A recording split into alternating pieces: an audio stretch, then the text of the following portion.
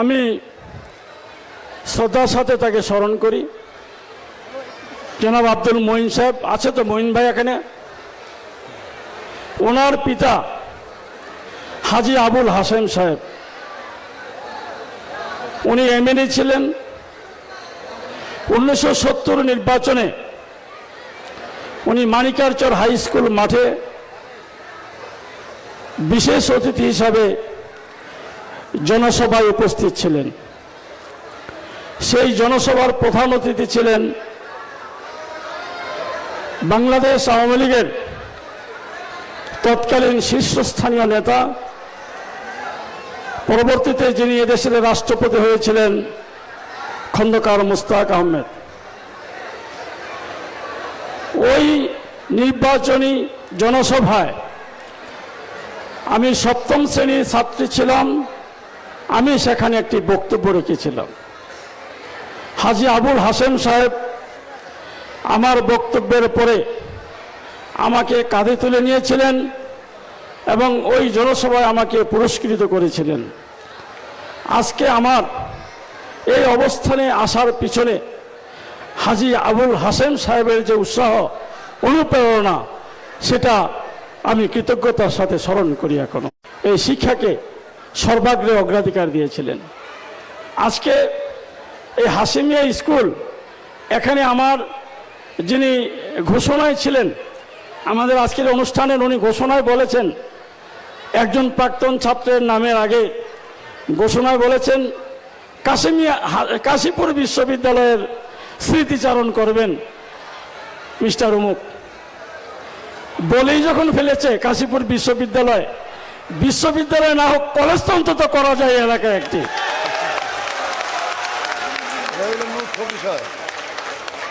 কারণ আমার জানা মতে এই আশেপাশে কলেজ নাই।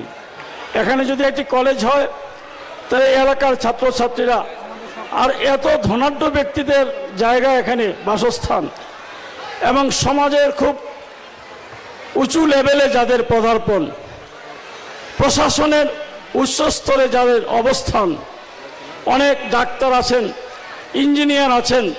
সুতরাং এখানে যদি একটি কলেজ প্রতিষ্ঠা করা যায়, খুব সহজেই এই কলেজটি খুব প্রতিষ্ঠা লাভ করবে বলে আমার বিশ্বাস। কলেজ যদি হয়, প্রথমে ইন্টারমিডিয়েট কলেজ করতে হয় নিয়ম অনুযায়ী।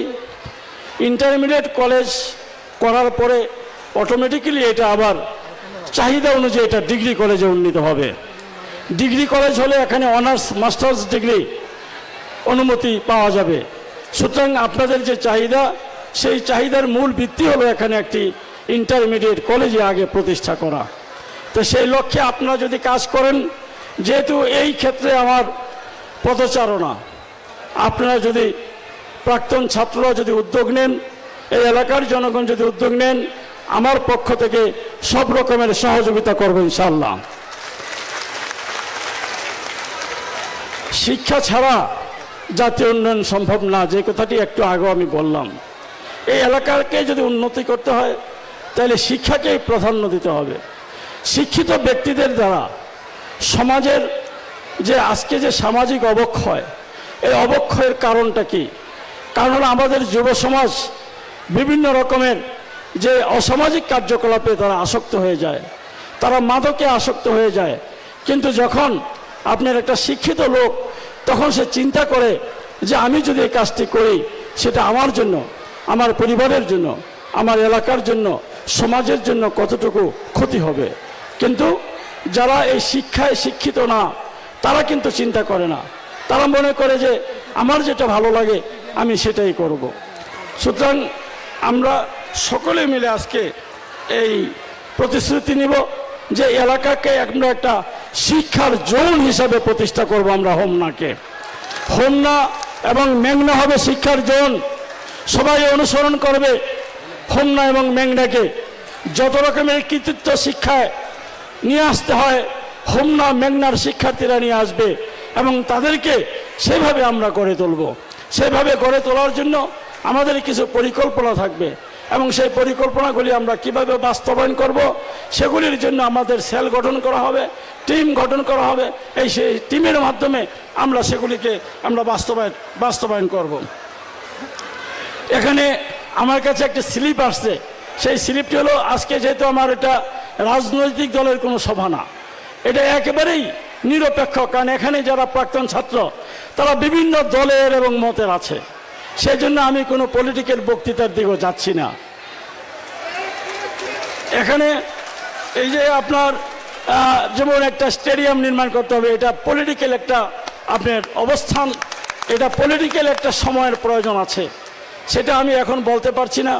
যদি এখানে সামনের যে নির্বাচন হবে সেই নির্বাচনে যদি আমার দল ক্ষমতায় আসে এবং সেখানে যদি আমার উপর সব দায়িত্ব থাকে এই এলাকায় দেখাশোনা করার, সেখানে তো ইনশাল্লাহ এই রকমের একটি মাঠ এখানে প্রয়োজন, সেই মাঠ হবে।